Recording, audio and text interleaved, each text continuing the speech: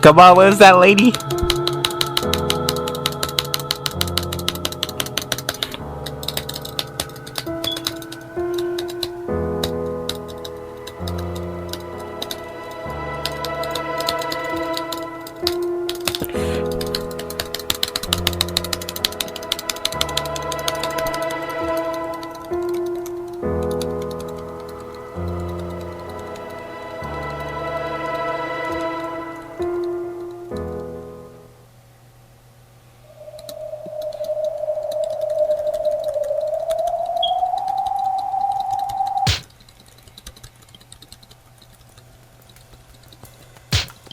Yo!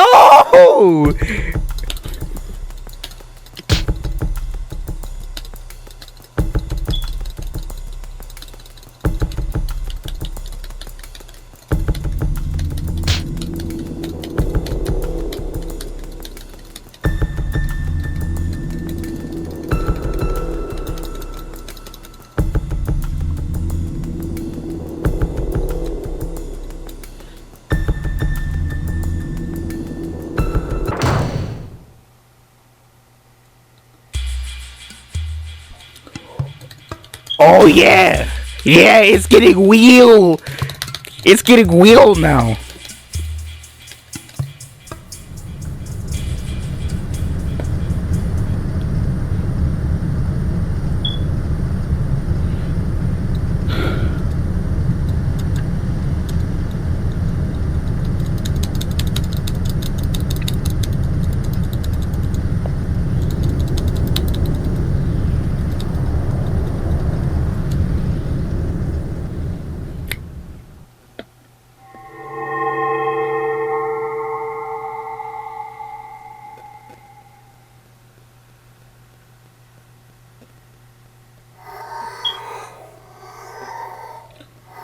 It was such a fantastical scene.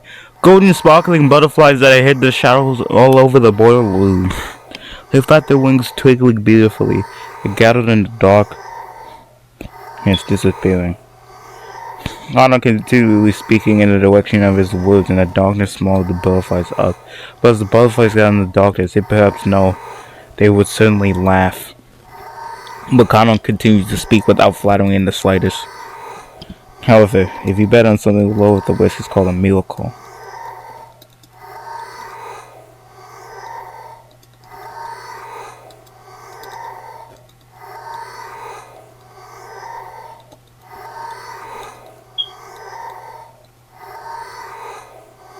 Connor's face twisted in humiliation. It was clear that his defiance against his own weakness was being ridiculed somehow. Connor bowed ceased even further in a fierce expression. I'm guessing. Yeah. I'll let you lay extreme again. This is where the demon ruler ends. With 1,000 years of summer, Beatrice! Ricardo lays the hatchet and try to dive into the darkness deftly sneered. It sneered at the courage as if it was vulgar, lazy, futile, and meaningless. It's getting louder! It's getting louder!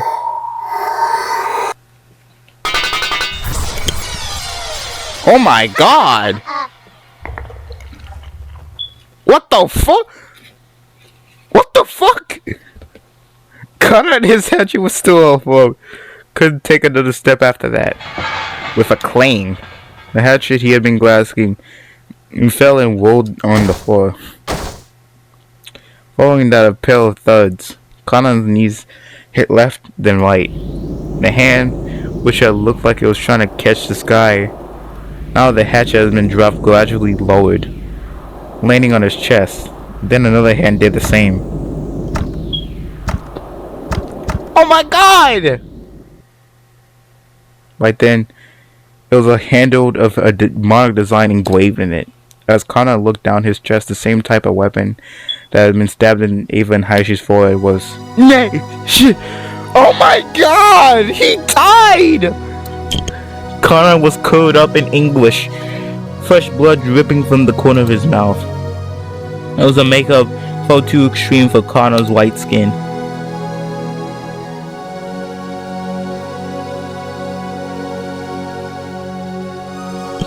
Whoa! Around the scene, the glittering gold butterflies danced around the darkness mesmerized. It was a beautiful, beautiful dance, a futile march, a tribute, ridicule, and contempt for this boy's self-sacrifice. Connor had already been prepared for his own death, but although he could not do nothing but accept his death to receive, he attempted one last measure of existence. He grasped the head of the weapon stuck in his chest with both hands, and gritting his teeth with an acute, unearthly pain, he pulled it out. For the only moment a bright white sprite gushed it out, it made an unpleasant bloop sound. It probably resembled the sound of Karo's soul that was being sucked into the swamp of death.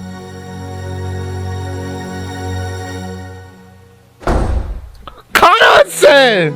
Eek! Someone! Eek! Kazuba squeezed at an uncomparable sight in front of her. Connor was laying in a pool of blood. Kazuba's heart was a complete mess. What a horrible fate! He wouldn't have been killed if he had been with me. What incredible luck! If I would have been here, I might have been killed too.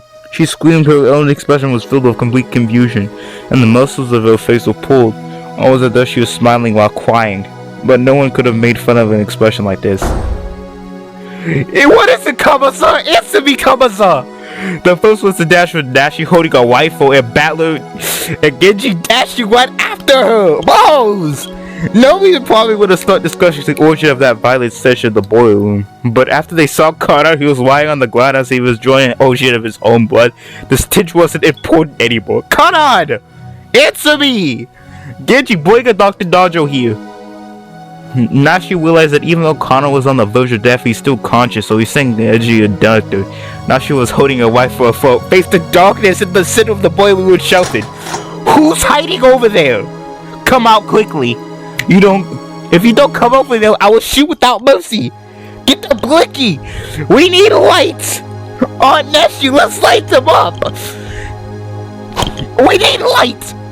Battler, thinking quickly, took a flashlight over the two self-outside door used the light to cut the darkness Nashi was glaring at. But the light only saw a mechanical-looking piping in the door. The door had been left open, a small crack that someone obviously left through here. Was in a hurry. Aunt Nashi, where does this door go? Genji, where does this door lead to? To the courtyard. Like hell I let you get away, you damn bastard! Battler let out a war cry as he slammed into the door. Cold as the outside suddenly rushed in. There was some thin rough stairs leading up. Battler ran them shouting, "Wait, Battler-kun! It's dangerous to be on your own right now." Nashi was also rushing up the stairs chasing after Battler. Battler! They were in the courtyard. The courtyard of the mansion had been built strictly for lighting purposes, so it wasn't a very elegant place. Because of that, it was surrounded on all sides and the air was calm and completely undisturbed. Even they could hear the sound of the strong winds. There was only a gentle sulphur rain. He ran through the cold and the scattered, dashing on the stairs of the courtyard. Battler looked in every direction. Of course, the odds of him finding the suspicious silhouette standing around nonchalantly was really much zero. Battler spun, looking all around. He turned again and again. He kept spinning until he almost lost his sense of direction. He prayed that he would see the culprit somewhere in this scenery, but there was no chance. All he saw was he spun more and more. The mansion's heart was walls and windows. Furthermore, there was two entrances of the mansion from the courtyard, and neither of them were locked. Because the courtyard couldn't be entered from the outside of the mansion, the doors were built without locks. He didn't know which one had left through. So he had to give up. Battler pounded the wall that pursuing. Battler-kun, you must have won ahead by yourself. Battler-kun. Battler pressed his forehead against the wall, which scratching with his fingernails as he cried. Damn it, damn it, damn it! Aunt Ava, Uncle Hayashi, and now Kano-kun. You killed a full 6 people, and that wasn't enough, so you had to kill 3 more? Are you kidding me? Are you fucking kidding me? Aunt Ava, Uncle Hayashi was always kind and fun. I just met Kano yesterday, but I'm sure I would have gotten along fine with him. Why did you kill him? Why? Why? You know, when people die, they don't come back to life again, right? They aren't gonna quickly sprout up like a bamboo shoot. Why you kill them? Why? Why? Ah!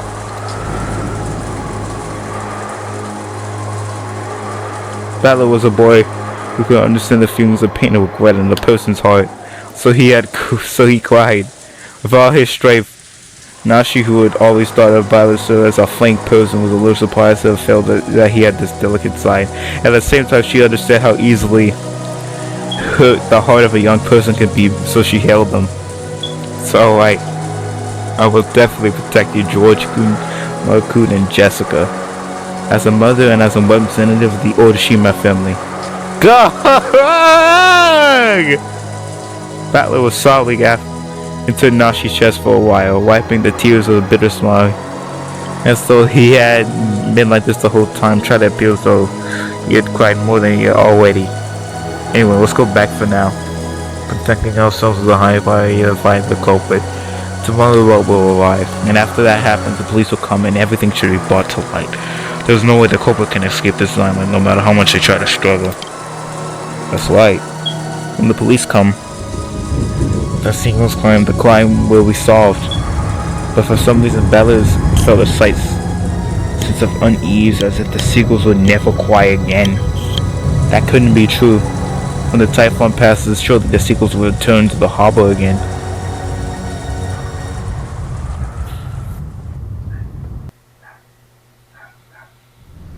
I returned to the boiler room while Aunt Nashi and told everyone that we hadn't found anything. We heard Dr. Nanjo and George Aki carried Kano-kun to the servant room. The servant room had a first aid kit and sunk, and apparently functioned as a nurse's office. Cummins and Jessica had accompanied them. Stains of Kano-kun's blood remained on the floor, drenched by the large amount of blood loss in the ruthless shape of the weapon that had fallen carelessly to the ground. I figured that Dr. Nanjo's treatment would probably end in vain. That weapon was curiously the same type that struck Aunt Ava and Uncle Hayashi's foreheads. But wait, isn't that dynamic design of the handle a little different? It seems as though there's some differences in that part. Still, as far as the overall shape concerned, the weapons are all the same type. As though it seemed earlier we left and stuck in Aunt Ava and Uncle Hayashi to serve the crime scene. This is the first time we'd have a perfect view of the entire weapon. As thought, we accepted the weapon was not a blade or knife, but shaped like an ice pick, or rather a thin stake, and it had a spiritual shaped pattern, sort of like a drill. It looked like something that might have been driven into the hearts of human sacrifices of some demonic ritual. Including the handle was just 25 centimeters long, half of the strike-shaped part, which was stained with deep red blood. Whoa! Conan was like, hey, I'm coming down here, but I think that cleared the uncertainty that it was somebody. They thought the room above already cleared it, but since Connor got attacked by Beatrice, now that uncertainty is gone. Whoa! Connor W, man. The life of the bloodshed part made it clear just how deeply this penetrated into Kano-kun's chest. But Aunt Nashi and the rest didn't even look at the weapon and instead stood in front of the incinerator where the whole stench was emerging from. They must have dragged out that thing that had been burning in the furnace. It was still smoldering and sending out intense waves of that awfully unpleasant smile. Midgie and Moss stared it down. Aunt Nashi probably couldn't stand looked at it directly.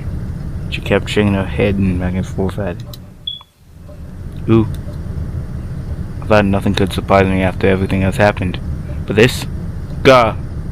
I stand there for a while moaning, while raising an urge to vomit.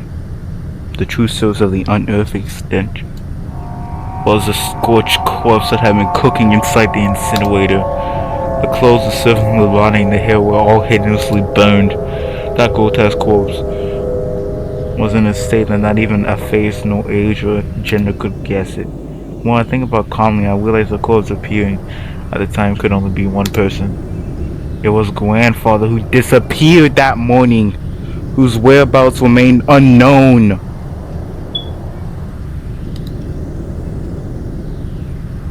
I believe his most likely master. I agree. That he would pass away in such a state.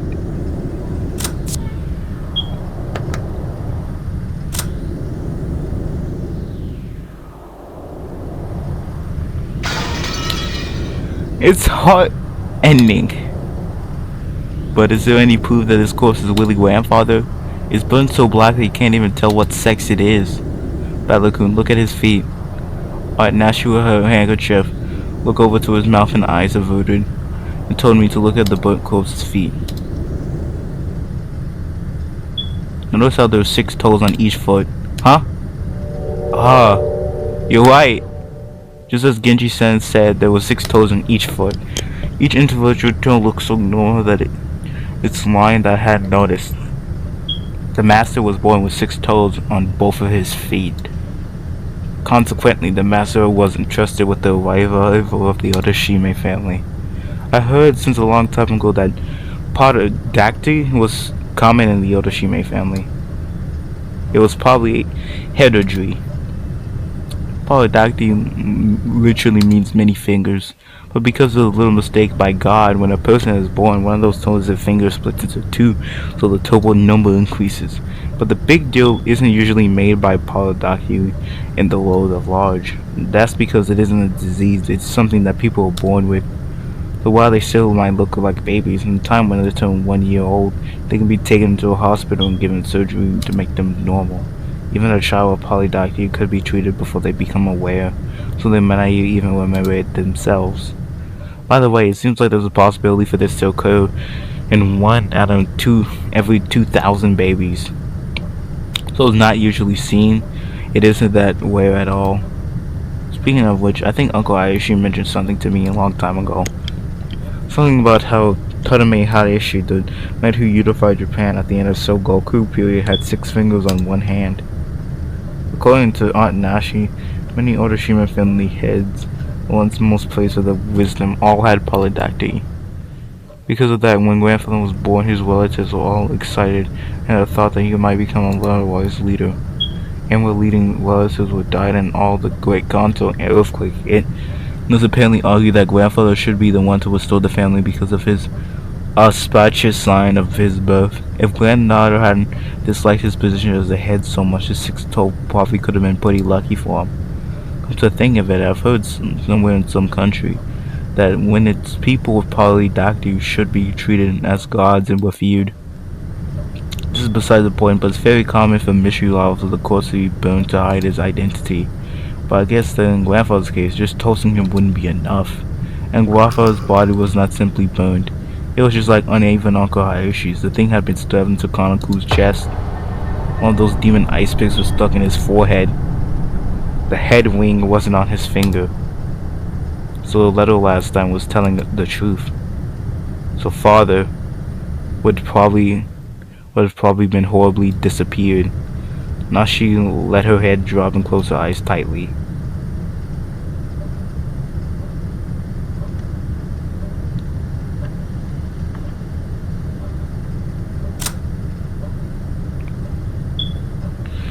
The Shumen calls Kenzo, burned at the incinerator with a weapon resembling an aspect stuck around the foreheads. The old sorcerer's wish vanished before it could be granted. He always knew this was one of the possible results of his risky gamble.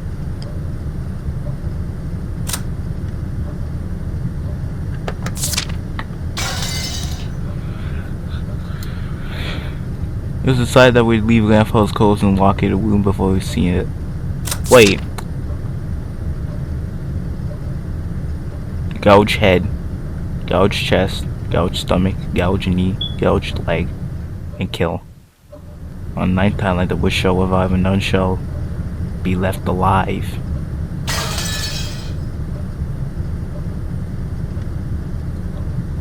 What's the grandfather's quote style betting in the incinerator? In the coins of Genji, the strength of the flames had been that strong, so the body might have started burning for a long time. So that stench could have slowly kept out of the furnace and put the room left by left, eventually pouring out and climbing up the staircase.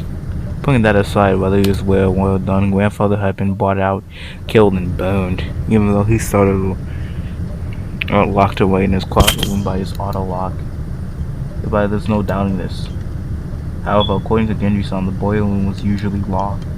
The possibility that someone outside our group snuck in and committed the crime was overly high. There's a good chance that person was walking around with something like a master key.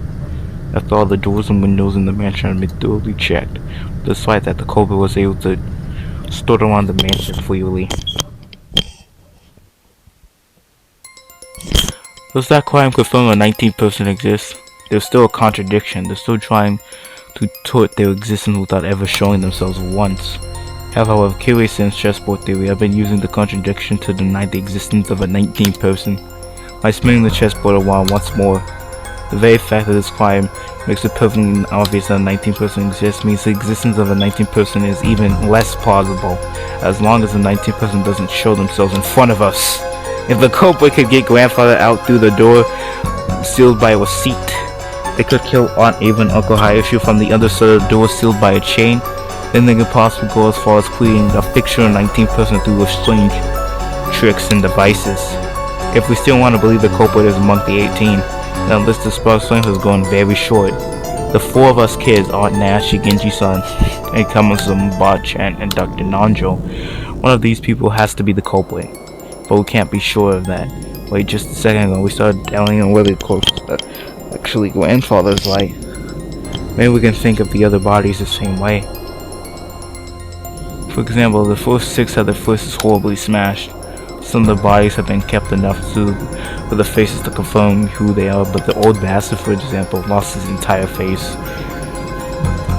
As to the whole had been neatly peeled off, we only figured out which body is by their clothes and their surroundings. And the culprits prepare fake bodies beforehand and alternate to make it look like they're dead, even though they're actually hiding somewhere after they committed the crime.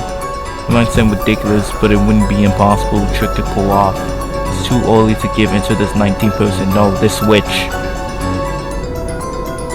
Ooh, that's some W tactics. Warrior Chan, you must not stay so fluctuating anymore. Wait, I think the whole goal was... The whole reason why they did all of this was so that people can believe a 19th person exists. But was that the real goal? No, Chan, you mustn't stare so fixedly anymore. Come on to Bat-Lacoon. I'm worried about Gano's condition and we must remain in a place like this any longer than necessary. Let's return. Well, he didn't go with everyone else but remained in the boiler room. The thing she was staring at so fixedly probably wasn't grandfather's body, but the demon's ice pick sticking out of his forehead. It was probably the sort of island that would enthusiastically couldn't bear to ignore. I tapped on her head. Hey Moria, what is Beatrice after?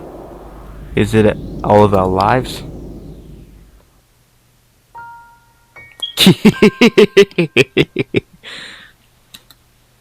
Beatrice will revive very soon. At the time, none shall be left alive.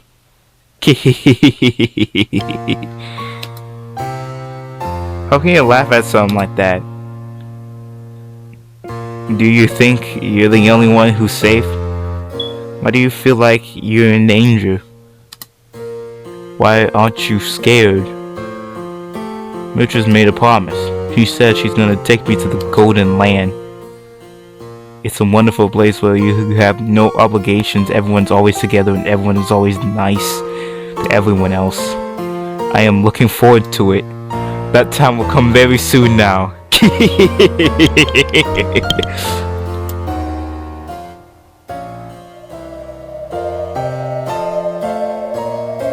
Just what kind of person is Moria?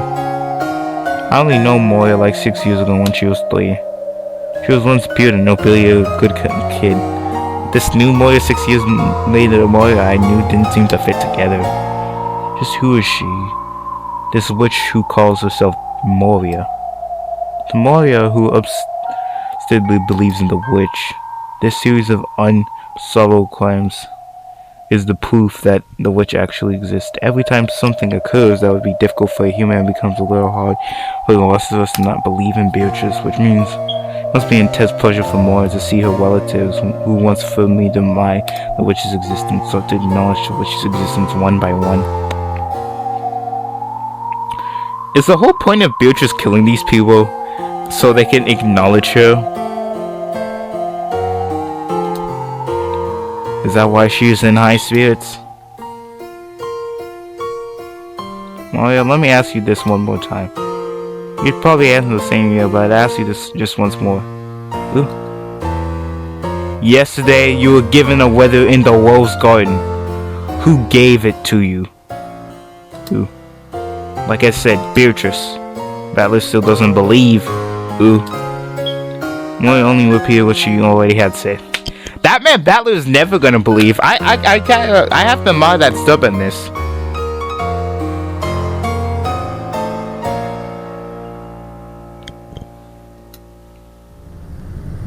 I am met with the 19th person, the witch. Was that really a 19th person, or did one of the 18 just get her to say that? All of a sudden, Moria had been with her whistles constantly, has always been an ally, and hasn't done anything suspicious.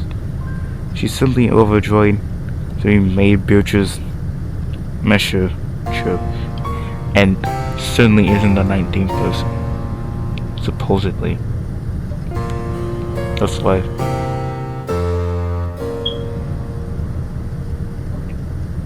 I wonder what's written on the letter. I think I've been Aunt Ava Hayashi's room. No, she still should have it with her.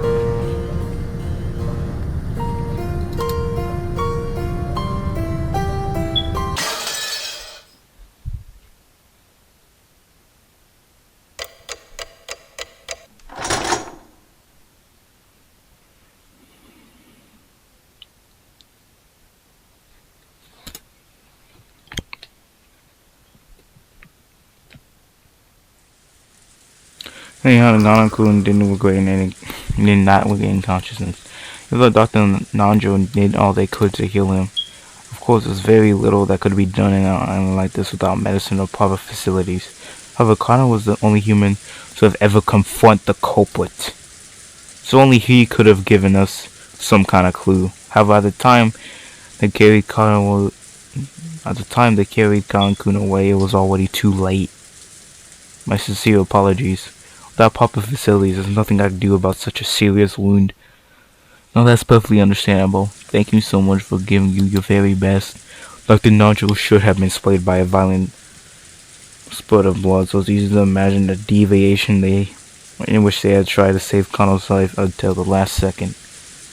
Jessica was crouched in a corner crying softly. She had probably been taking care of Connor until the moment of his death. Aki-kun tried to approach her words of comfort, but when Jessica pushed him away, he stopped trying to force her to talk and left her alone. Only I didn't let Konko go alone. Not let that bother you. If you had been with him, you probably would have been attacked as well. He forced you went ahead and paid for his mistake. How could you say it like that? Konko spotted the culprit and bravely stood up to them. If only Kazuma-san had gone with him, the culprit might have hesitated and ran away. Emotion-filled words I never thought I'd hear coming from Jessica's mouth trembled. Kazuma-san looked truly sorry, as though he could do nothing but hung her head. Jessica. You shouldn't talk to her now. Same for you, so it's probably the same for you too, Battle. Yeah, I don't know what's going on, and it feels like our hearts are going to be split open. No tourists in George Aki's eyes again. Seeing Jessica break down crying probably brought back the pain of losing his parents. It was all done by crying all at once. I didn't feel like crying anymore. However, I understand how great of a pain in their hearts it was. It's okay, Jessica. You'll be able to meet Han again soon. Stop it. I don't need you to try to consult me like that.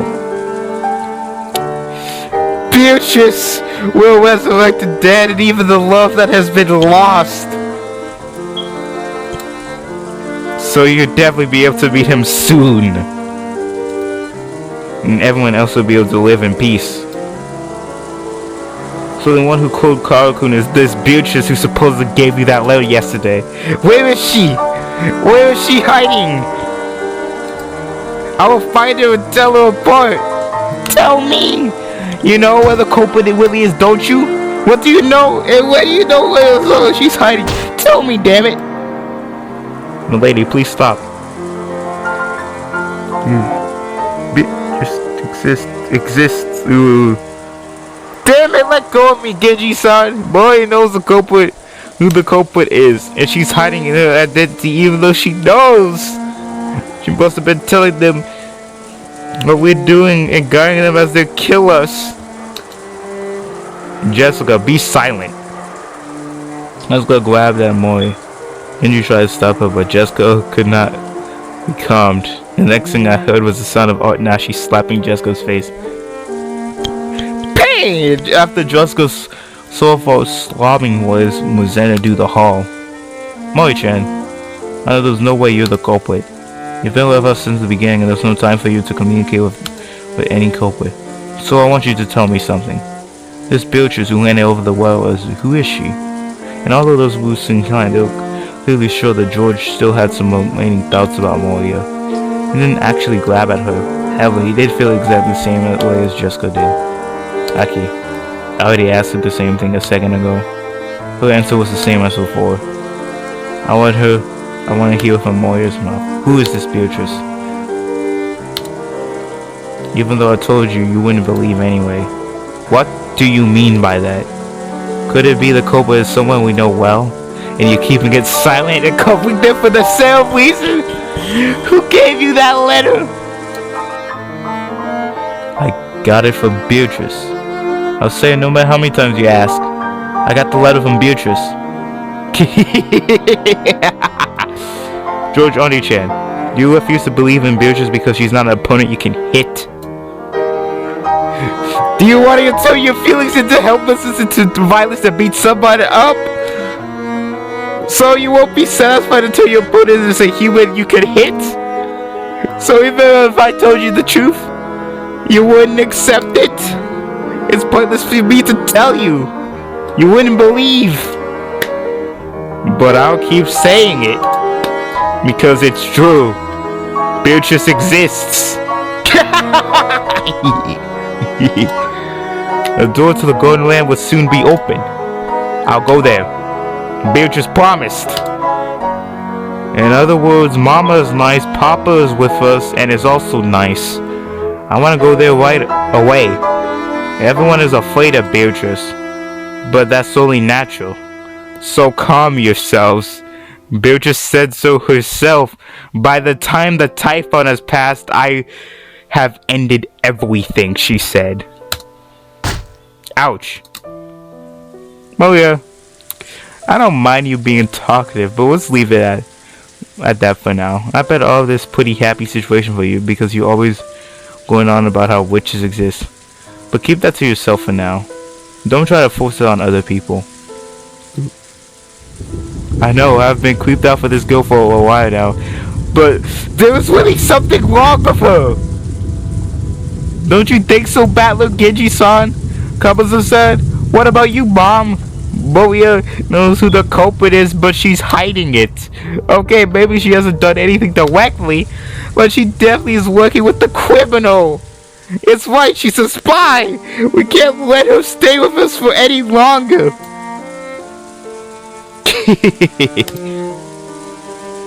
Oh yeah, Chian. You must realize there are times when indiscreet discussion must be avoided. If you keep adding oil to the fire, even I will get very angry. Aunt Nashi glared at Moria with frightening eyes. Moria was used to Aunt Rosa's wild scolding, but she hadn't built resistance to Aunt Nashi's quiet scolding. He shrugged and kept her mouth shut. A desolate feeling filled the room. It felt as though things would get more complicated if anyone spoke. How many people had already died? 6 people in Dad's group. And after that, both Aunt Asia and Uncle Aisha, Kanakun grandfather. There were a whole 80 people undecided supposedly, and 10 of those people have been killed. That's more than half of us. Right now, there's absolutely no proof that the remaining 8 people will be safe.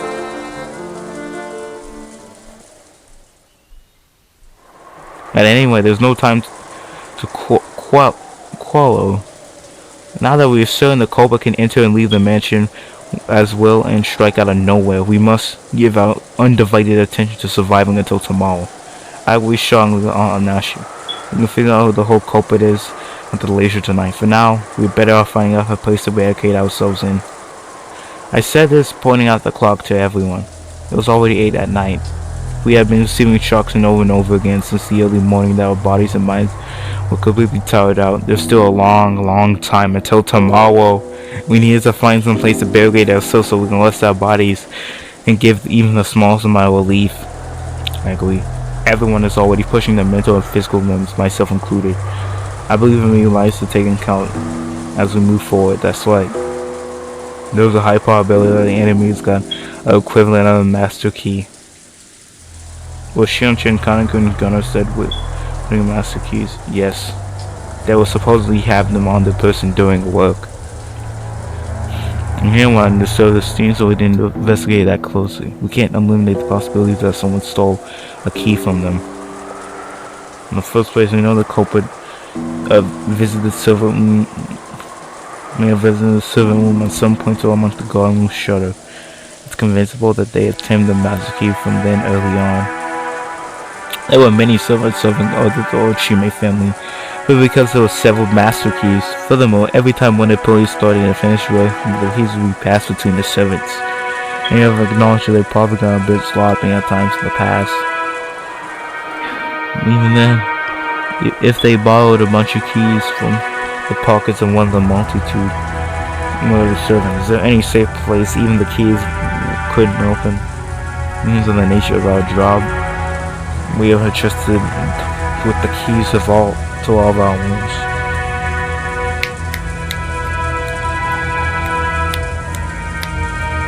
All of them in the mansion and in the gatehouse.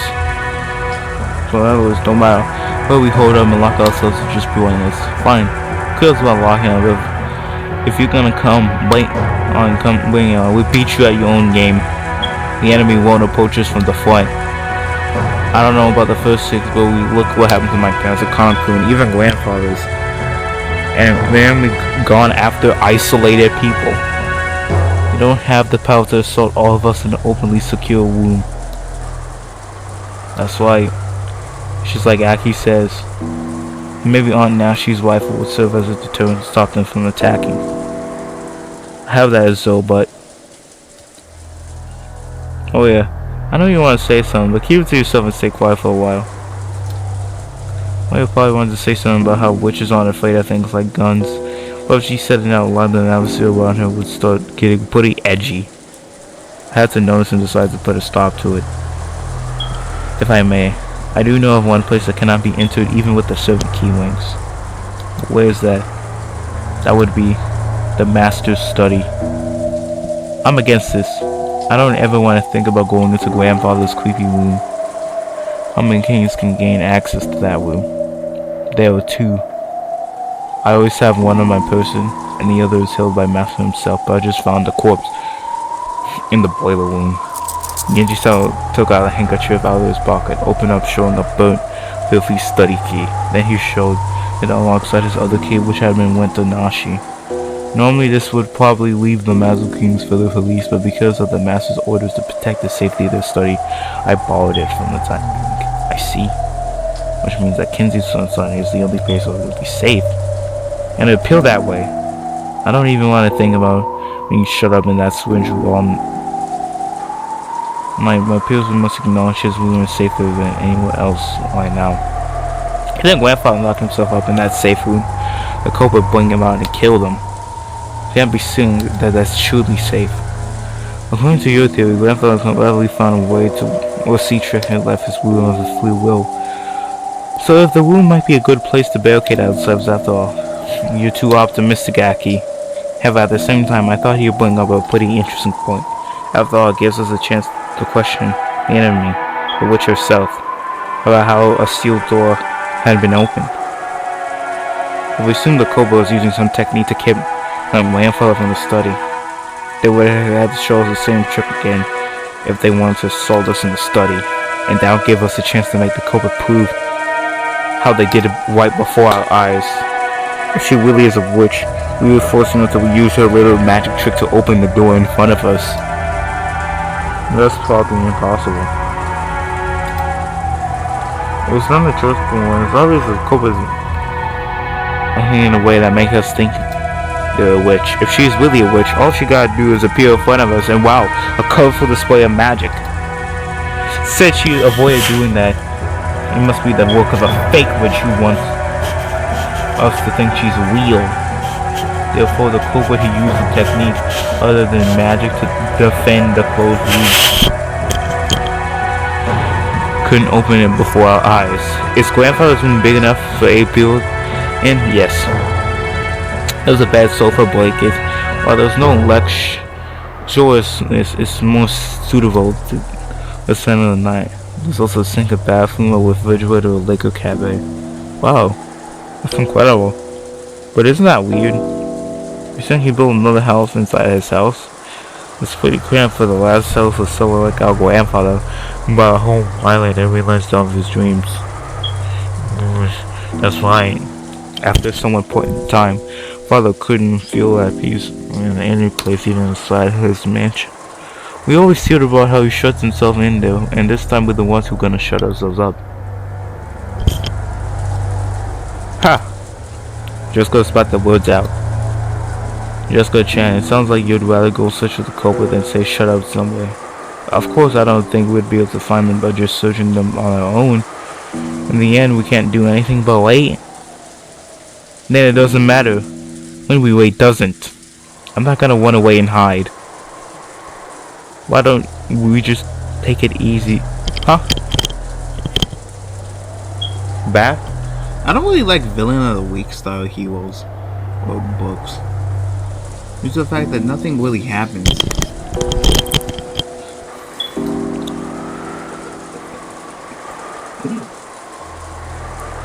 It's barely fine if she doesn't appear.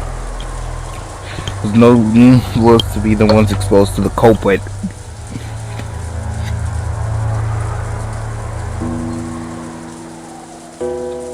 Well said.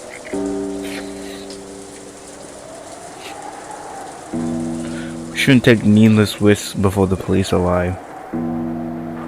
Thank you. Cool.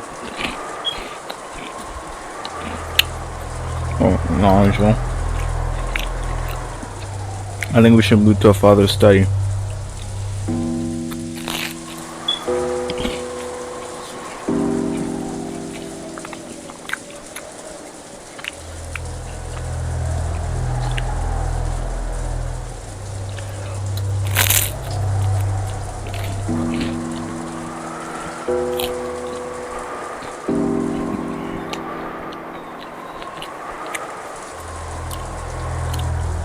Oh yeah.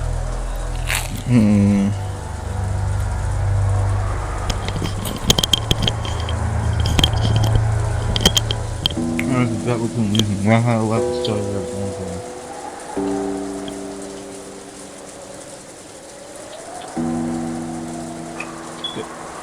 Is the witch gonna get the bill?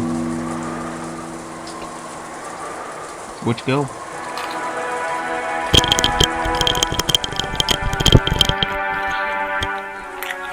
The young one.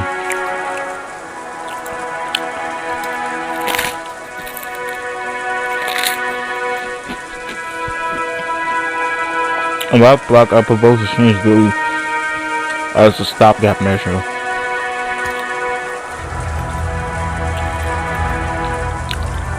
But this is on Ava said, even though the trick would be possible, we couldn't explain what motive grandfather would have to sneak it out of his own study in such a tropical lane. Plus, grandfather couldn't have used any trick unless he Noodles.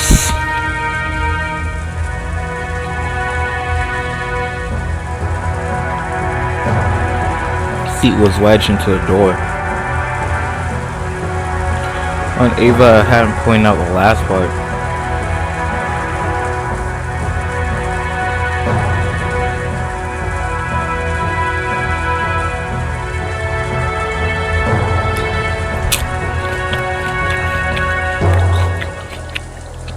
But it's cool how absurd the theory was.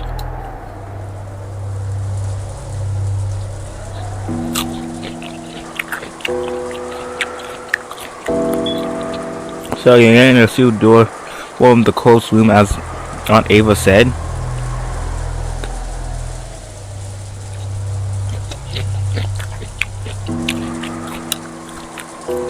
It's an undeniable fact that Aunt knows she is the culprit. If Aunt Ava were here, she'd probably make the claim openly and blow my strange theory away.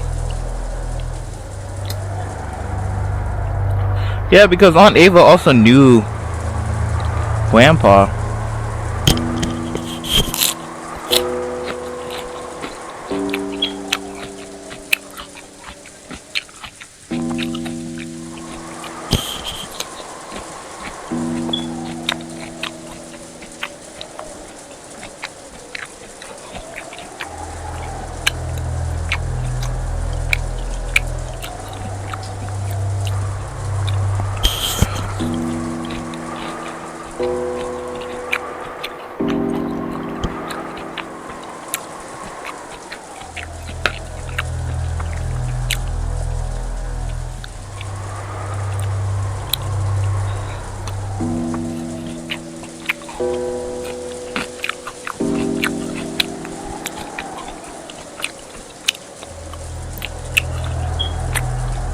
But anyway,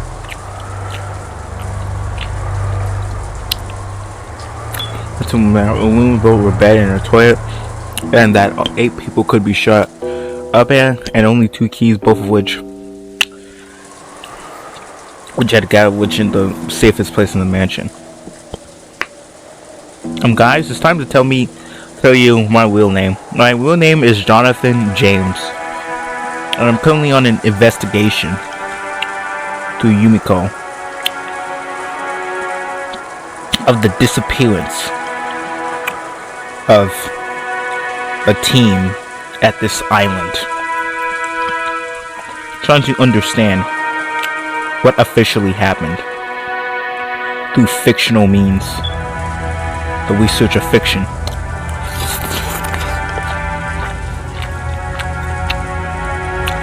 Fiction can correspond with reality.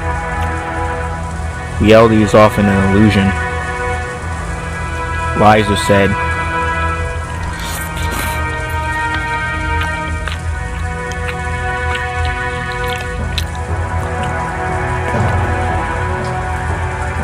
I'm at sofa, bed, toilet. 8 people can be shut up, man. At the very least, I feel that this would be better than saying shut up in the parlor and hope nothing go wrong. But have we only been safe because we've been shut up in the parlor?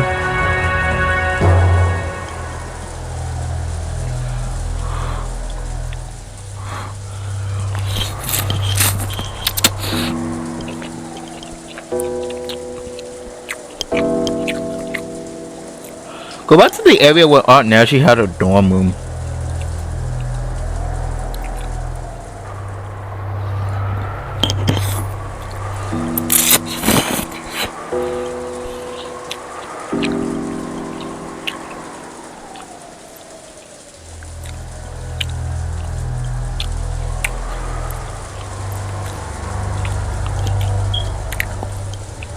Her leaving the room and moving to an unexplored location is actually more dangerous. It's useless, it's all useless.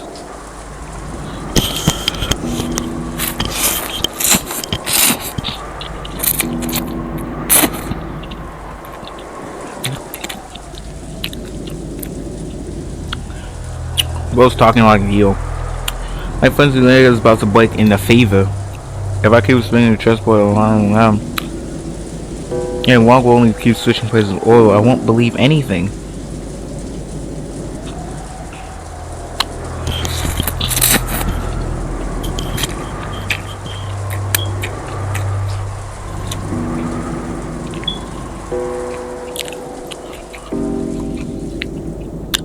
Remember the words that your aunt gave you about the culprit trapping you? Remember those words, Battler.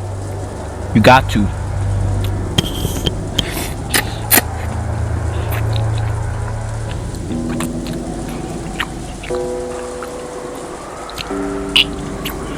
It's the only way to make it out of this without dying.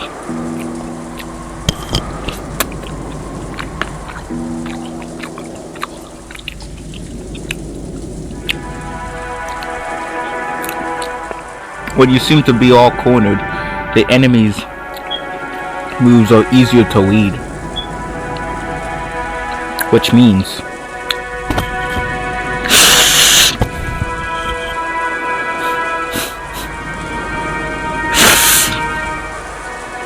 it seems like the culprit is one of the anti. I want to believe in Beatrice.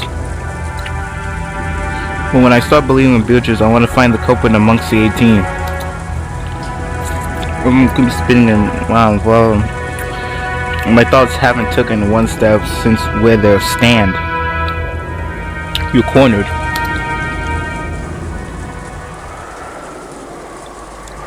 How far back in the past Kiwi-san taught me about chessboard thinking? Carl will examine this situation by spending a while and think about the enemy side. I seem to remember being so interested by it back then, and used it for all my guide of thinking, but now Kiwi-san was Dad's co-worker back then. I never dreamed that she would someday be added to our family. Didn't Kiwi-san tell me something was?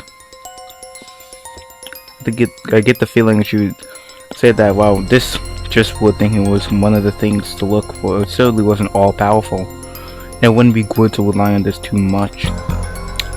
Chessboard thinking. My own interpretation of something called game theory, which I read about in a book long ago. It's a very interesting subject, so you should tackle it yourself when you get to college, Bat Lagoon. Oh, why, if I could study and perfect my own chessboard thinking, it would be fun to read into any opponent's moves, wouldn't it? But you can't believe in it blindly. Game theory is a very deep and complicated subject. Chessboard thinking is just my interpretation that skims off of the surface of game theory. In order for you to thoroughly read your opponent's moves you're imagining, you need to study your opponent. Additionally, while chessboard theory is convenient and practical, it isn't perfect. It has many weak points despite its convenience. Weak points. Yes. Chessboard thinking is founded upon game theory. When you thoroughly investigate game theory, the board is down to math. Do you know what the weak point of math is? It's noise. In math, when you write 1 plus 1 equals 2, that process will always be 1 plus 1 equals 2 no matter how many billions of years pass, nothing more, nothing less. That's because there's absolutely no noise mixed in. For example, unlike math, Japanese language has noise mixed in. Kanji are a good example. Old kanji, new kanji are slightly different, which represents the introduction of noise created to change the time periods. Isn't history the same? There are dozens of polysyllables that seem foolish in the modern era but were meaningful in some point of class. Because the rules of chess are fixed upon a pair of experts discussing one particular layout, it's possible they can reach the same conclusions, whether from hundreds of years into the past or hundreds of years into the future. However, if the rules of chess had gone through massive changes over time, it's possible that a discussion about the same layout would have changed as well. That's why events in the world and humans are normally filled with noise. Aren't human emotions in the way? And even if this exact same thing occurs more than once, there's no guarantee that humans will act in a predictable fashion. That moment we try to use math-based theories to predict someone's actions, we need to be aware that our theory is built on weakness and limits. Simply put, chessboard thinking is extremely weak against noise and fickleness, as well as mistakes or incorrect knowledge. That's why Kiwi-san definitely said that. Chess has been a game where both sides play by the same rules and fight under the same conditions for victory. That's why it's possible for both sides to predict each other's moves. It's possible to read your opponent because you can always suppose they'll make the best moves they can find. But if your opponent is fickle or a bit tired, that makes a move you can hardly call it the best. Or what if this game is actually a special rule, some unknown thing that the enemy knows and can use, In fact, the opponent can actually have some goal other than victory. Think about it from the enemy's perspective. The basis of chessboard thinking, which means if you misread your enemy, the answer you draw from this puzzle can be a complete rubbish, useless. So far, I used chessboard thinking to gain several vague bits of information about the culprits hiding behind the case, or so I thought, but I didn't know anything about the culprit. I'm just playing around in a labyrinth of thought. If curious and we're here on a time like this, she'll probably notice something with her much sharper thinking ability.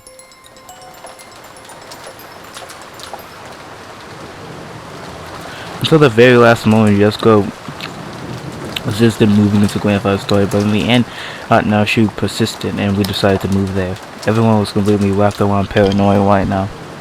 Thomas has been preparing for dinner at one point, but they were both discussing the deaths of George Aki's parents. Both the kitchen and the parlor had been left empty. Someone suggested the food might be poisoned while we were gone. Because of that, we were unable to teach the food that comes this and made the trouble.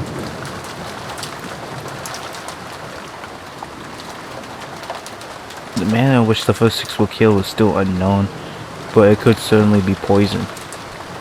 Certainly that would allow for a single person to carry out a murder of 6 adults. Furthermore, this idea made it easy to imagine that there being a single culprit, one who would be afraid of Aunt Nashie's rifle. And this is very good for our emotional stability, but our fatigue and hunger are even harsher than we imagined. Then Kamasa made a proposal that we all went together in the kitchen. We all gathered some canned food and other things that would be hard to poison and take it with. All Kamasa said is efforts to reward us with a little on a savage day gradually came to nothing. The food piled up on the serving court and just looked sad.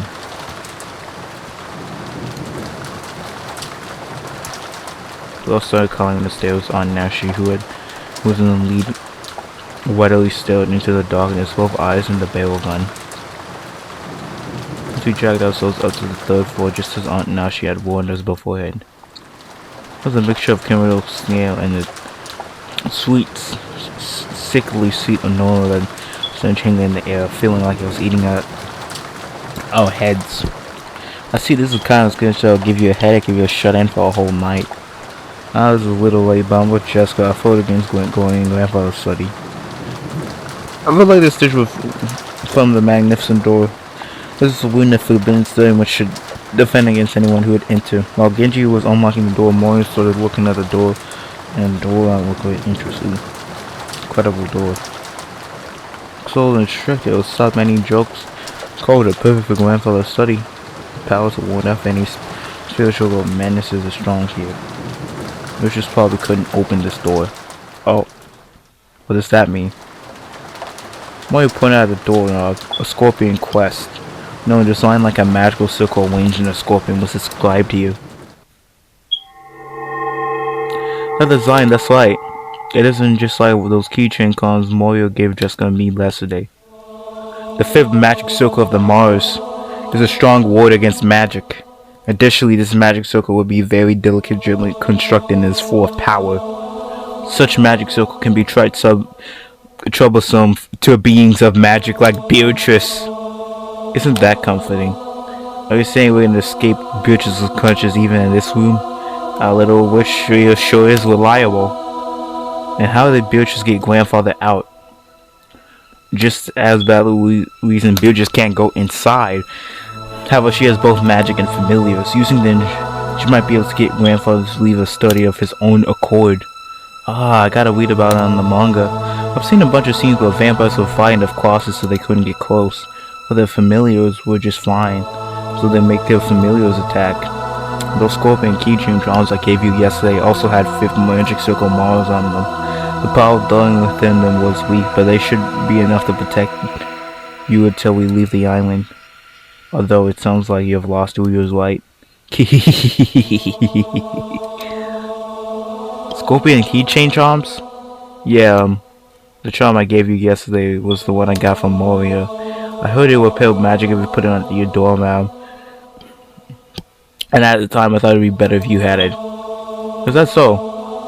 I thought it was an odd thing for you to be carrying. Aunt Nashi put that on her doorknob? Yeah. Last night after hearing about from Jessica. I hung it out of my door alarm in the inside of my door. Then Arnasha, you were really fortunate.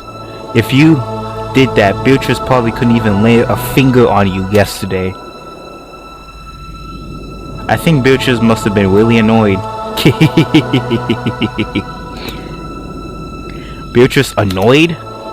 Couldn't lay one finger?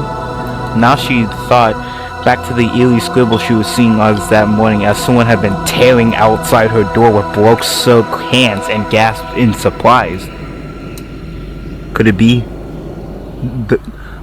That's the witch that called herself Beatrice tried to enter the door through Nashi's own room? But the magic repelling charm had been hanging from inside, so she couldn't break through the door. So she was annoyed. She scratched at it. Anime character vibe. Quit it, don't talk about that. Witches don't exist. The culprit does. And they're human just like all of us. If we need proof, why don't we dice her up and see if her blood is red? Damn it, damn it. How could you do that to Kana-kun?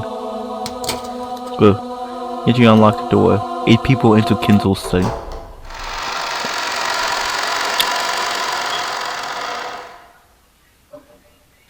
Grandfather's study. Yeah, how's the witch gonna kill them now?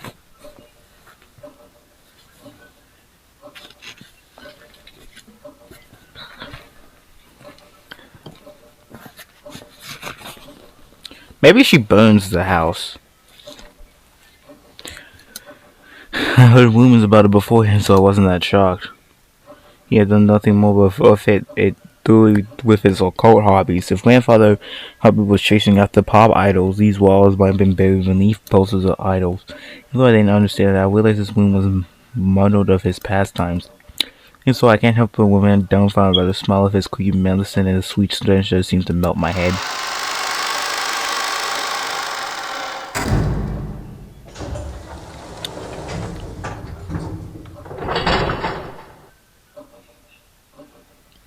When the door was closed, it automatically made a clunk. I see, so that's when the auto lock is activated whether or not the door is closed. And there are only 2 keys that can open this door from the outside, which are open this room. In other words, it's become a closed room. The shutter, the receipt, the chain. And now, the auto lock. This 4th door was the most magnificent. This was a dubiously closed room. Beatrice has to show herself!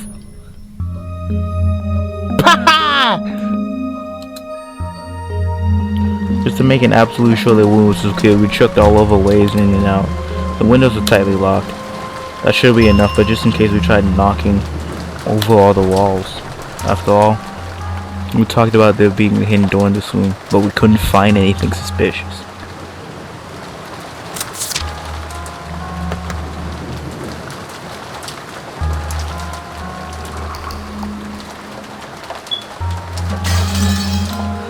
Grandfather's study was very large. Even though it is called a study, it really wasn't a single room. It could be divided up to 4 basic sections: a study section, a bedroom section, a toilet and bathroom section, and a section cooking and had a sink. I see, the study does really have enough to live on. I don't see how Grandfather can live his whole life in this room without ever leaving.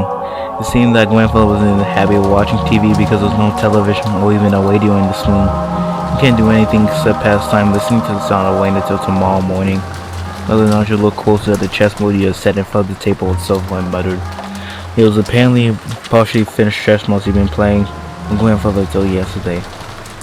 Black had a white pretty well colored and it looked like checkmate. Wasn't within a few moves, last part of endgame. Even though checkmate was almost reached, the endgame had been rushed, and in the end it was never completed. Constantine, it seems we weren't able to see this match through after all. After Nanjo. I was Kinzo-san's friend for a long time, but I never knew more than half of him. I believe the 2 Kinzos existed, a wise one and the one trapped in some madness. I never understand anything about him, especially when it came to Beatrice Summer. It would seem like his personality changed. In the direction of Kanzo-sama's gaze, a portrait of Beatrice can be seen. It wasn't massive like the other one hanging on the image, but it was small, made for this room. Grandfather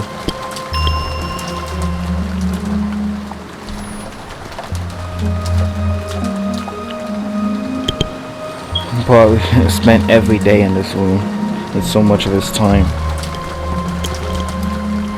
talking to the witch in that portrait. Who was Beatrice's grandfather in the first place? Right now, you can't just explain it away by saying it's a story made by parents to find children away from runaway into the forest. While eating the canned food, we while in the kitchen, we talked together on who Beatrice was and whether the culprit was Beatrice herself or someone pretending to be her. Whether they were a witch or a human, that was beside the point. The woman in this poacher was strongly related to the roots and background of this cause. We couldn't talk about this case without talking about her.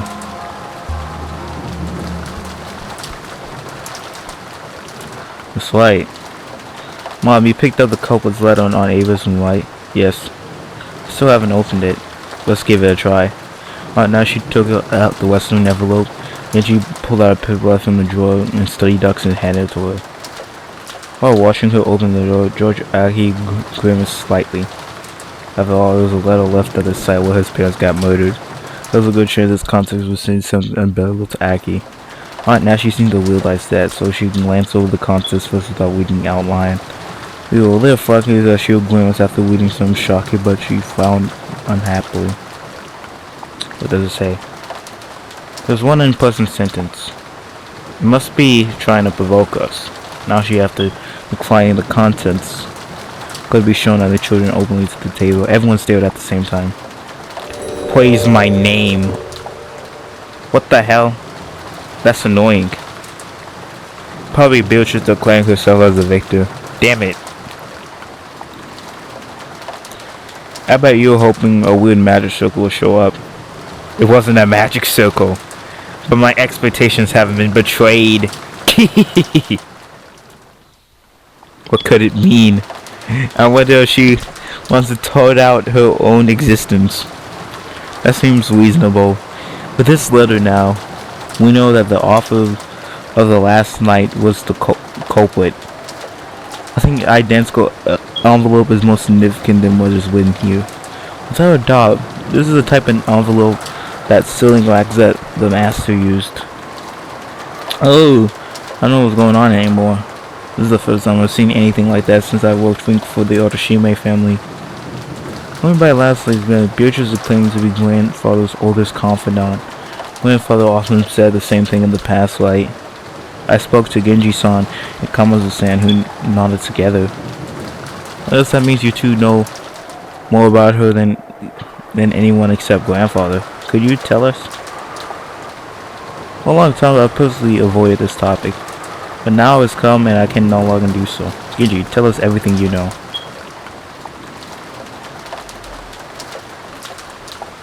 He didn't answer. He remained silent beside his knowledge, or he knew nothing at all. Still, I had a good guess. The ghost story of the witch Beatrice had long been without a servant, so he had a very close to grandfather and his co-hobbies. There was a good chance he'd been indoctrinated with even weirder thoughts, and he had increasingly come to defy the witch as grandfather's most trusted servant who had sworn loyalty to him. He might be the most influenced by the illusion of the witch that grandfather has created. So there's only one reason for Genji-san to remain silent. He can speak, but it would definitely cause backlash, so it better keep his mouth shut, and it wasn't like it would believe him anyway. Something along those lines. But sure, while ago, Moya has been willing to speak bluntly and unrestrictedly, and that earned her a scuffle with Jessica. It's only natural Genji-san to keep him silent.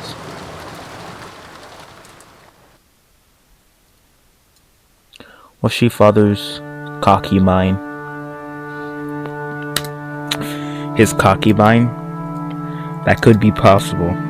For ordinary poor people, polygamy isn't only viewed with negativity from a mutual perspective. It was also an unmaintainable financial situation. But that isn't the case for the very rich. It's possible for them to have another addition to their real life. We cannot deny the possibility that grandfather had another woman in his life despite his grandmother. Maybe when grandmother was alive, I heard she was pretty sure of it. She thought he was cheating on her. I always figured she meant the witch and grandfather imagined, but now this is getting really interesting. You told me, didn't you, Kenji-san? said Beatrice had been working for my grandfather since before the mansion was finished. I heard the construction of the mansion was completed in Showa 27. That means this person called Beatrice was in a relationship with her grandfather since 30 years ago? Could the concubine from 30 years ago, or maybe a relative or a hidden child with that person and hold some kind of grudge or replaying to revenge? Hehehe. I see this is starting to sound like your standard Western mystery. It's a filthy topic with the easiest line of reasoning to explain. What do you say, Genji? I believe Master was indeed in love. Those feelings were certainly stronger than what he had felt for his late life. Who's this person called Beatrice? And what is she doing now?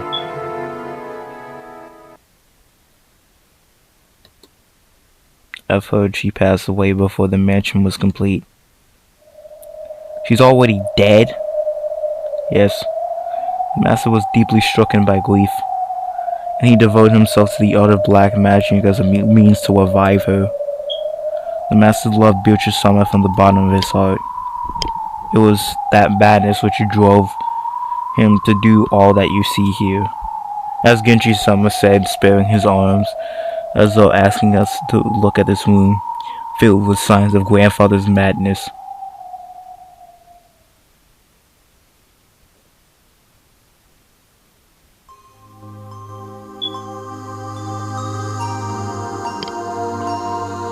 We were all at a loss for words. Normally black magic would seem to just be creepy, and it was really hard to imagine why someone would be entrapped in it. But since Kinzo was an intrinsic who had restored the Otoshime family amongst his madness, no one tried to understand him. The other thing that grandfather's mind has been the loss of a beloved woman. His inescapable sorrow. Early this room seemed creepy, but an instant changed for something we can understand completely. Those creepy books, the magic circles, the medicine, all of it. It all existed because he simply wanted to revive the face of a single woman who had left this world over 30 years ago. The master only told me about Beatrice Sama's story once when he was very drunk, although I've forgotten the details. It was a deep, deep love that would make any woman like me jealous. When Kinzo Sama succeeded the headship of the Otoshime family, his marriage to his late life had already been decided by a few surrounding family elders. So, he was forced into marriage with some woman who would benefit from the Otoshime family. That is correct. Kinzo Sama was installed as the head who would revive the family and had to bear the eternity of that heavy responsibility. I do not pretend to know the details of when or where Kinzo first meet Beatrice. Kinzo is a person who is mad. This would be rude to say any more than that. That was when grandfather truly fell in love and for the first time. Just how deep was her affection for her. That was easy to just see by looking around us. This room had been covered with piles and piles of things that had to do with black magic, and grandfather spent every day shut in here immersed in his research, isolated from the outside world, never regretting 1 minute of it. You couldn't help but recognize the depths of grandfather's love for Beatrice. I had it all wrong, Genji-san. What do you mean by that? I always thought maybe your servants believed blindly in the witch because you got brainwashed by grandfather and his creepy black magic stuff. But that's not how it was, right? They had been soothing grandfather's tortured heart, acting as though Beatrice's soul had at least been restored, and existed inside this mansion. When Genji saw close his eyes, remembering the expression of the one remembering a distant past, he said nothing further. He probably felt that making such a confession would be a worse betrayal of his one master, even though that master was already dead. Beatrice has revived as a witch and now exists even in the mansion even now. Genji had to say this, had believed it, and had made people believe it. It would follow due with the decision to that grave. This might be the last service he can offer up to his master. The legend of the witch, the mysterious tale of Wakajima that still whispered amongst the servants. The true nature was a sad lie. No, his act of kindness towards the grandfather who had lost the person he loved above all else. I remember denying the witch's existence in front of father on multiple occasions. I finally understand how much that must have wounded him. Right now I can understand very well. If I thought I could revive Shion-chan with black magic, I would immediately become the next owner of this room and start researching. Aki. Another strand of tears dropped from Tрош's eyes. Maybe the tears were infectious. Tears rose from Jessica's eyes too, and she sniffed. Beatrice has said it. Very soon she'll be able to revive people. You'll be able to meet very soon, she says. Very soon the door to the golden land will be opened. In the promised land that glitters gold, and the souls of all the dead will be resurrected as long as the loved ones that we lost now sleep in the world for peacefulness of all time. Did she say that? The Beatrice who gave you the letter? You don't believe it, don't you? If only grandfather were here, I'm sure he'd be happy. I'm sure he'd be jumping for joy right now that Beatrice is about to be revived. In that case, I believe. If grandfather gave up half his life in research trying to resurrect the soul of the woman he loved, spending his entire life believing, I will believe too. Battler. When you love a single woman for so long, the people around you catch on it, and it becomes truth. Maybe you can say they were just polite for the sake of your feelings. But right here, I like to call that magic. It wasn't just being polite. It was really magic. She's a witch. Looks as though nobody can see Beatrice after all.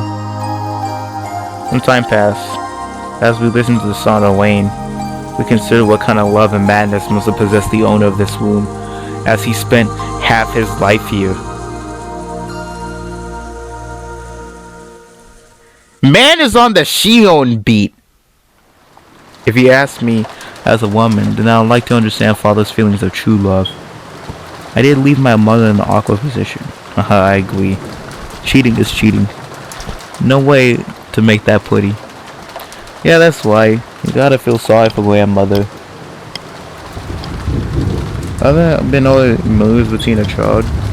The keyword Beatrice have been hidden in every corner in this case. It's likely to suspect some relative of hers. No, I've not heard of anything like that.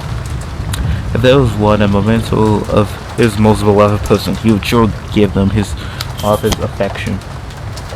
If he ended up immersing himself in black magic instead, maybe we'll assume that there was no such child. Come to think of it, that reminds me of a rumor I heard. You know it, right? The story about how grandfather heavily supported an orphanage called Fukin House. Enough of that. That's nothing more than a slander which would desecrate father. Tell us, Aunt Nashi. I think even you can agree that there's no time to hide things from each other. It's a worthless story. Father made massive donations to the orphanage. How the orphans employed as the head families to give them some on-job experience. The story in question is simply some kids spread by fools who claim the family was using the orphans for some filthy hobby. For a while, some guy said that he was collecting human sacrifices for his black magic, and he was really doing weird experiments in the ceremonies in this room all the time, so I have believed myself. And these servants who came from Fugunin House there were several of them, but Shion and Kana were the two scheduled during the family conference shift. To resurrect Beatrice, he brought the servants in the orphanage as human sacrifices. After all, everyone grandfather selected as a servant was young, same age as Shion and Kana-chan. I was sure it was because grandfather had some bizarre hobby. Jessica, mind your words. When Aunt Nashi scolded her, the atmosphere instantly went sour and everyone felt quiet. However, something was tugging at the back of my mind. Sacrifices. Human sacrifices brought over from the orphanage. What is it? Freaky words like sacrifices don't pop up often, and yet I've seen and heard that word recently. Some part of my memory is tugging at me. Hey Beatrice, what do you know?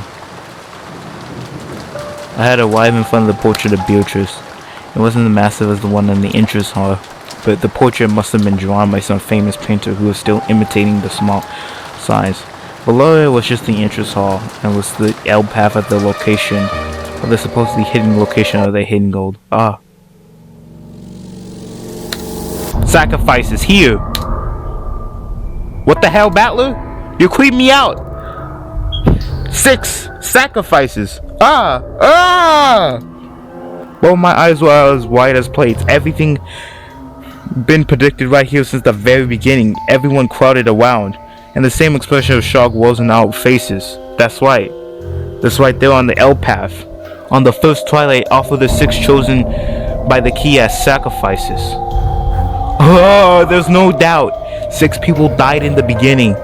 And on the shutter where the magic circle was drawn, no, on the homebrew where written, it mentioned the offering sacrifices. Ooh, I've been saying this from the beginning. That's right, Moria said it right from the start. After we found the 6 bodies when Moria was on the parlor watching TV, she said it. Ooh, the culprit isn't human. It's just the sacrifices chosen by the key. That has nothing to do with the location of the hidden gold. It's the instructions for the resurrection ceremony using black magic or something. After all, this L path requires a larger number of deaths. It sure does.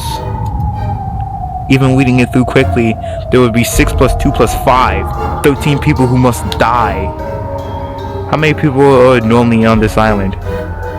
It changes depending on the shifts of the servants, but Father, my husband, Jessica, and me. And 2 to 3 servants. Yesterday there was 5 of them. But they aren't normally that many. Which means that normally there wouldn't be enough sacrifices to carry out this ceremony. No, wait. There was a woman that grandfather was collecting servants from an orphanage and used them as sacrifices in some creepy Sarah told me. So what this means, he increased the number of servants to increase the number of sacrifices and waited for an annual family conference when more people would gather. Isn't that the only time a ceremony could be held? When Jessica screamed at this, Moya broke out with a creepy laugh, looking truly pleased.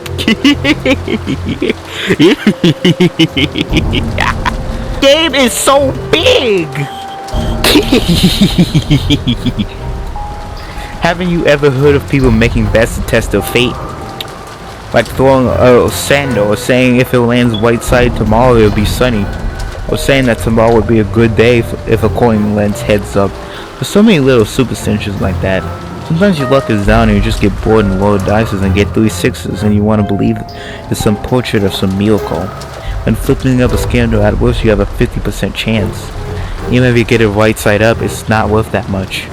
But if you can carelessly roll 3 dice and they all come up to 6, you might think it's a small miracle. Magic works the same way. You must play earnestly for an extreme unlikely result, and then the feelings of all those stored up in players again gain magic powers and become incarnate. The magic that grandfather was trying to perform was probably like that. The key randomly selected the sacrifices in the lottery, so there would reduce the chance that he himself was selected. He chose the day with the greatest number of people on this island to carry out the ceremony. Ridiculous. Are you saying that this entire situation was caused by a mere ceremony for some bizarre magic? Now she yelled. She couldn't clear the feel that the scorpion charm might have been the only reason why she was safe. If I hadn't received that charm for Jessica and hung it on my doorknob, I would have been killed in the mix with the other 6. And the strangest part was, even though I hung the charm outside my door, they couldn't get through the door. The culprit noticed the charm from outside the door and gave up trying to open it. A human could not have perceived that. And the charm was not meant to stop something that was not human. It exactly done that. Impossible, impossible, impossible!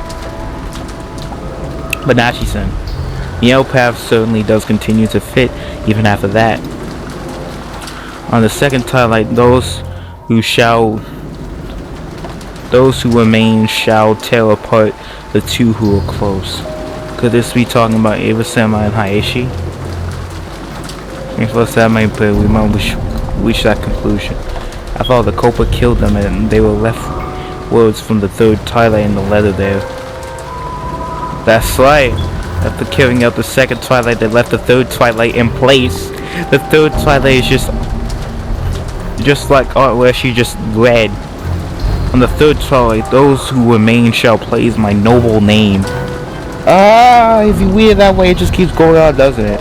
On the fourth twilight, gouge the head and kill. Gouge the head and kill. George Aki's parents were killed with those demon ice pigs, gouge their heads. But if they're on the second twilight, someone else must have gouged in their head. That's grandfather. He was burnt in the incinerator with our eyes so drawn to the part we didn't notice. But his forehead, no, his head had been gouged. Grandfather was a victim of the fourth twilight, and Kanakun was, on the fifth twilight, gouged the chest and killed. We thought Kanakun's unexpected encounter with the culprit, but that's wrong. From the very beginning, they planned to lose someone out alone and drive something through their chest. If the culprit followed the outpost so far, does that mean that 3 people still have to die? On the 6th twilight, gouge stomach and kill. On the 7th twilight, gouge knee and kill. On the 8th twilight, gouge leg and kill. Yes, you can read it that way. Yep. But I wonder about that. After those 3 die, it reaches the 9th twilight. Take a look. On the 9th twilight, the witch shall revive, and none shall be left alive. We are gonna be killed by Beatrice? I don't get it. Wouldn't that mean everyone dies no matter how many people they are? What's grandfather after? Doesn't it mean the ceremony would kill him too no matter what? It's okay if no one's left alive. On the 10th twilight, we finally arrive at the Golden Land. On the 10th twilight, at the journey's end, you shall attain the power of the Golden Land's treasures once and for last time. The witch shall praise the wish, the wise, and bestow 4 treasures. Grandfather wasn't afraid of dying. Look at the second and third of the 4 treasures. One shall be resurrected all the dead souls. One shall be the resurrection of the love that was lost. So grandfather believed that he would eventually be revived if he died partly through the ceremony? Ridiculous. That's insane. When you die, it's over, right? The dead don't come back to life. Isn't that a miracle that human beings have been chasing for thousands of years that still isn't accomplished? So, is this what it means? Something like you'd be able to meet the beginning of the afterlife when there was no one. Everyone understand what now is what that means? That grandfather, whose remaining life was swam, had been driven mad by love, is committing suicide. No, a massive force group suicide. Gidgy. Is such a thing possible? I don't know. The last is a man who sometimes has wisdom to see 1,000 years into the future. However, there are times when it appears to be nothing more than madness to commoners such as myself. Okay. We should take this one last. What do you say, Compass Hassan?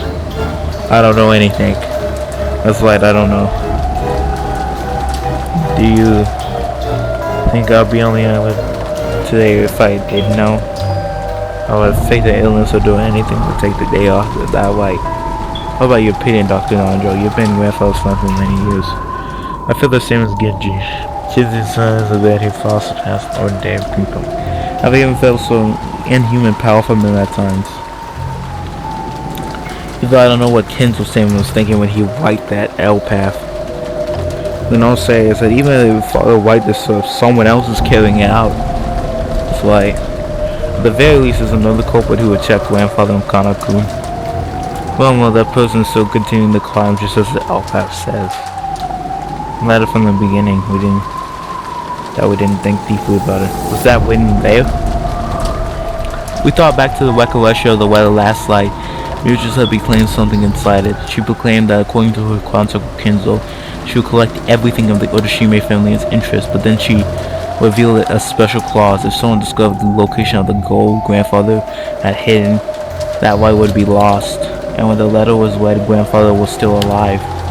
But at the time, it had already sealed the wax over by the head's wing, which means grandfather had her wing over to Beatrice, who he was still alive. We take this straightforward approach. Maybe we can assume that Beatrice is carrying out some strange contract with grandfather guaranteeing that wife. In other words, this is the same as saying grandfather knew of and approved of the contents of the letter. In other words, it's basically a joint message from Beatrice and grandfather telling us that Beatrice will start collecting interest if we don't solve the riddle. In other words, grandfather and Beatrice are demanding that we try to solve the riddle of the elm path. If we can't, they're saying the massacre will be carried out according to the elm path. What does it mean? What do they want? I don't have a clue what it means. Look, another letter from Beatrice. Huh? What did you say? Molly was putting at the top of the table with canned food everyone's just been eating. Now it's just a layer. And Western envelope for Beatrice was clearly seeing it, but so what? What the? Aunt naturally let out a historical cry, looking between the hand at the table, because the envelope she just opened was still gasped in her hand. So why is there still an envelope at the table? What the hell? What is going on, Maria? Where did the envelope come from? Just now I looked at it and it was lying there. Ooh. I don't know anything. This isn't funny. There's only 8 of us here. There's no way some 9th person snuck in. There isn't enough time to do it in a few seconds. We've gathered around the portrait, right? Please don't kill me, Beatrice! Get back, all of you! Back against the wall. But now she pointed the rifle at Genji and the others, belittling them. Genji's son was overpowered that his face looking like he didn't have a clue what was going on. Of course I felt the same, but a few months late, I reached to some conclusion on National. Until a few seconds ago, there had been no light on this on the table, and nobody entered this room. That means someone amongst us has placed it there a few seconds and everyone was looking away, preoccupied with the portrait. Fat Raccoon, open the envelope and read what's inside. Sure. I picked it up, and it was still sealed with wax. Even without disturbing the contents, I realized that this was yet an unopened envelope of an unknown envelope. Without relying on the paper life, I tore it open and pulled the paper outside. The contents were as follows. Are you enjoying this widow of Kinzo Summer's empire? And as you're probably aware, you have very little time remaining. Please abandon any naive hopes of escaping after the storm passes. This is a game that can only end with my victory or yours. When the time runs out, I will win by default. There will be no ties. Make sure that you don't misunderstand your current situation. That's what it says. It isn't clear who put the letter there. However, I've been able to narrow down the list of suspects. It's you all. Madam, that's just too horrible. Just before I move towards the portrait, a can of food was set down here. At the time, this definitely wasn't anything strange as a letter down there. And yeah, at the time, Driscoll, George Coon, Balakun were already in front of the portrait. And yeah, they didn't leave the spot under the portrait until the letter appeared. So the person who set the letter down was one of you 4. Beatrice here, see you. You. We aren't Beatrice. Beatrice exists. Silence. I don't know whether or not it's just like one of you or all of you. Well, without doubt, at least one of you is the culprit! That's right. There can't be a 19th person. There's no way witches exist. Even when Karoku was killed. Yeah, that could be explained if Kamazo-sen was the one who did it. The truth is, Kamazo-sen entered the boiler room with Kanako and killed him. And then she lied and said he had already fallen when she got there. It wasn't a lie! No! We saw the seed for itself if there were butterflies.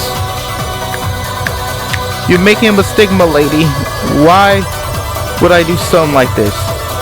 I don't have a slightest idea how my parents were killed in that closed room. But they were killed everyone except the servants had an alibi. Even the ones who didn't were the servants. But does that really mean it's okay to suspect them? Yes, now that you mention them, they have no alibi for any of the cases, Nig. Should we have been quick to make that judgment? But at this time, in this room, in this place, and in this moment, it's merely a small bit of time, so it's obvious. Only one of the 4 could have set the letter in our blank one. We can't tell who put it there, so it's obvious one of the 4 did it.